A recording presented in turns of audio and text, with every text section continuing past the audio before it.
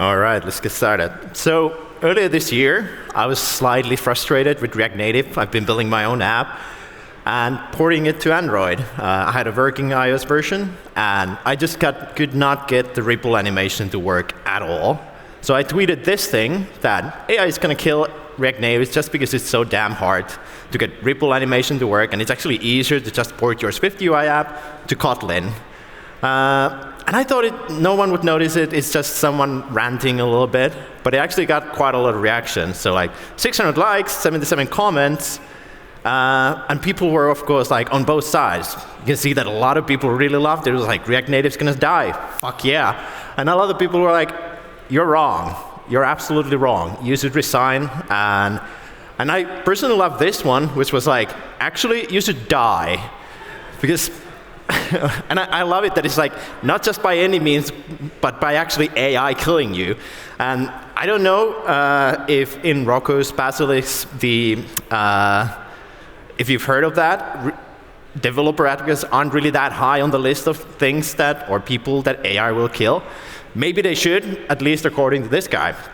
So that, of course, was a joke, but there was a little bit of truth in that I tweeted. So previously, before that, like a few weeks before, I was meeting a customer in San Francisco, and they had actually been acquired previous year. They were making like $12 million a month. They were all good. They only had an iOS app, and that was the SwiftUI app that they had built, and they were considering moving to React Native in order to have Android and iOS and not having to support two different platforms with two different code bases. And I asked, like, how is that going?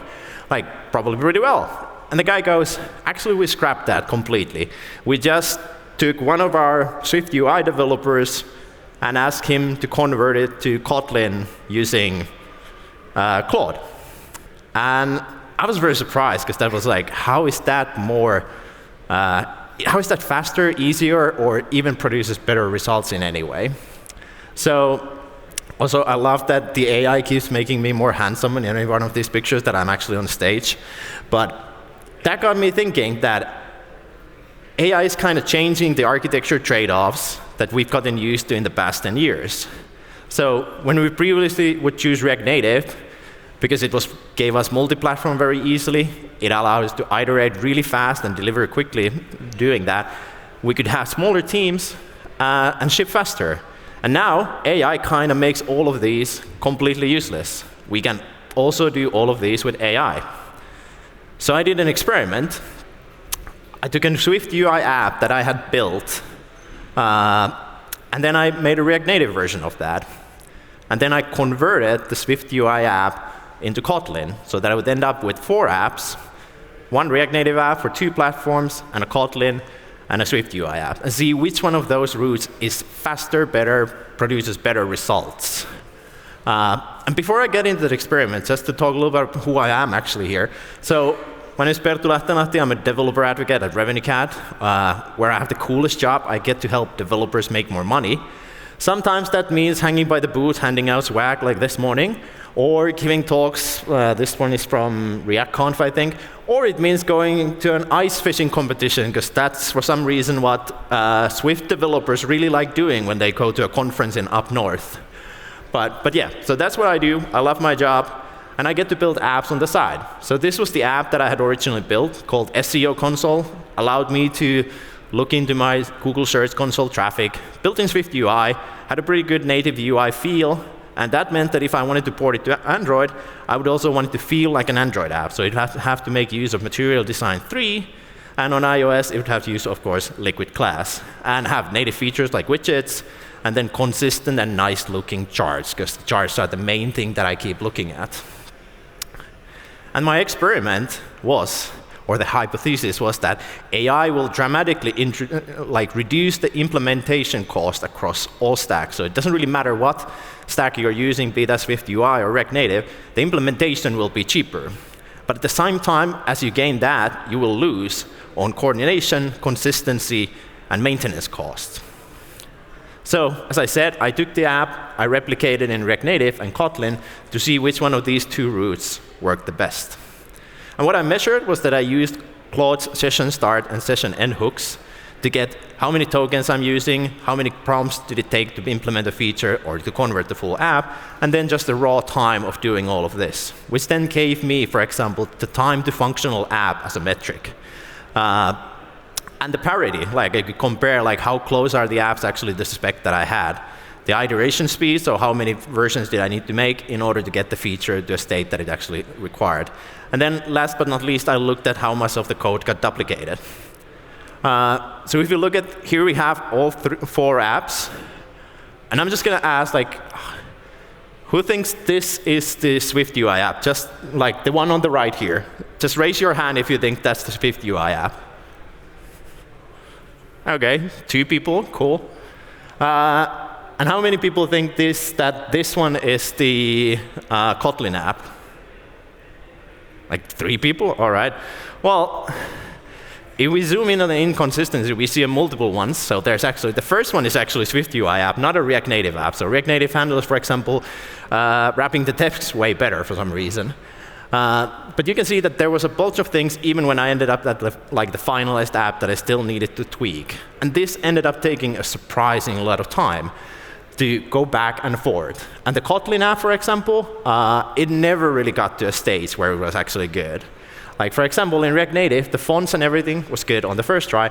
On Kotlin, despite multiple times asking it, like, no, it needs to match the design that I have for that platform, and I gave it like actual designs, it just wouldn't get there.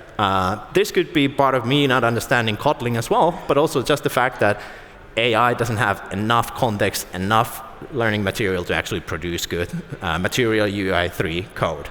And in React Native's case, I know that it doesn't have that, but it still produced better results in most cases.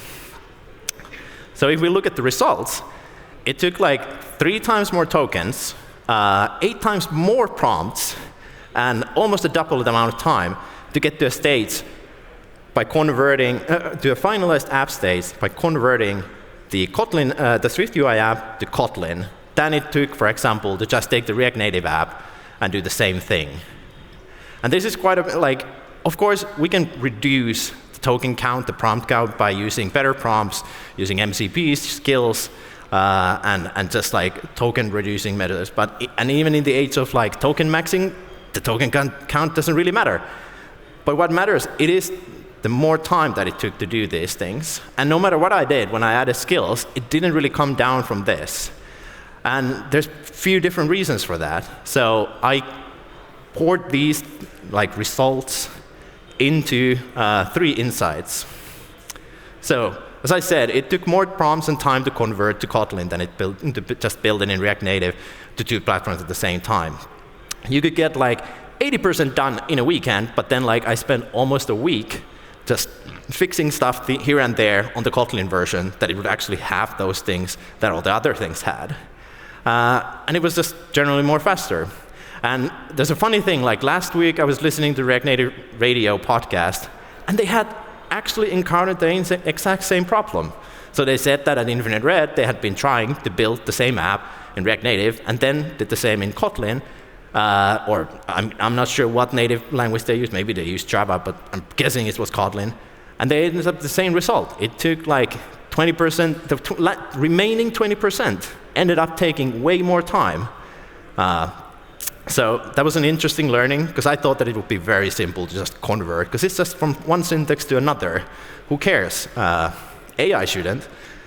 The second one, like boilerplate, it's practically free.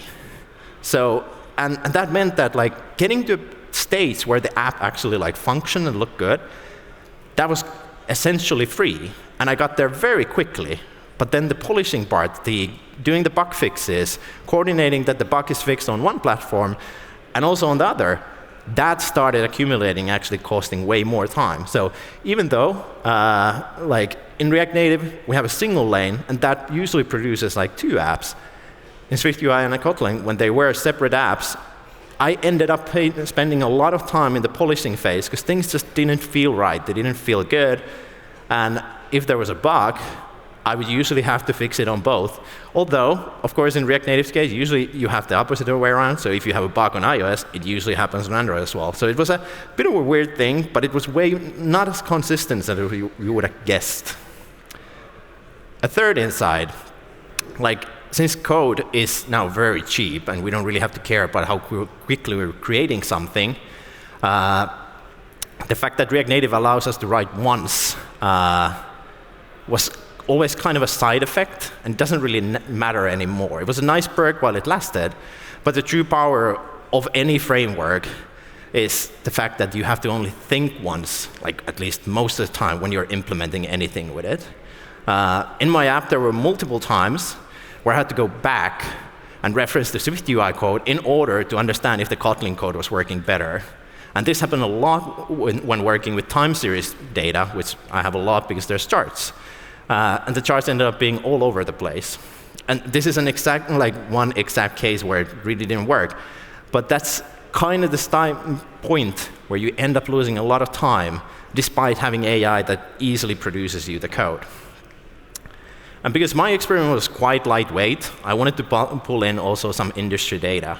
So we at RevenueCAD, every year, we publish a report called the State of Subscription Apps. And we collect the data from last year's apps that used our SDK to monetize their apps. So for example, this year's report is from last year's data. So it already includes the so-called AI wave of apps. And that data set has 115,000 apps, SwiftUI, Kotlin, React Native, Flutter, everything. And we track all of those, how much money those are making, how are they performing in those cases.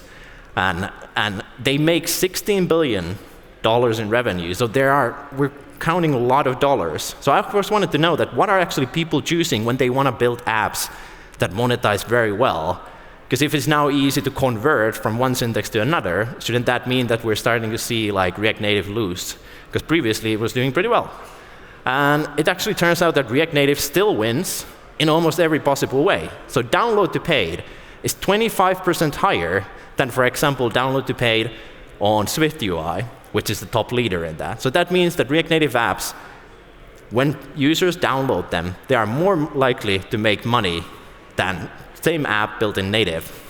The same thing happens when you revenue per install. Every install that you get brings in more money than any other platform, and 55% higher than the next contender is very high.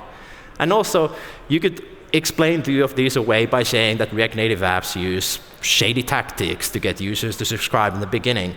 But also, if you look at the long-term payer value, so after a year, when users been a subscriber, how much money are you making with that app? React Native still holds in that, and wins pretty significant degree.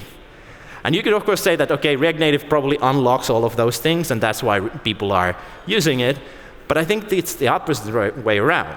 So people who actually want to build good apps that monetize well, that users love using, they end up choosing React Native because they get there way easier, way better. If you want to take a look at the report yourself, you can scan the QR code and you can find it from there, but it's also on our website. So why choose React Native now? When previously we would have multi-platform, faster iteration, smaller teams ship faster as the core things, we now have complexity, coordination, consistency, and still shipping faster.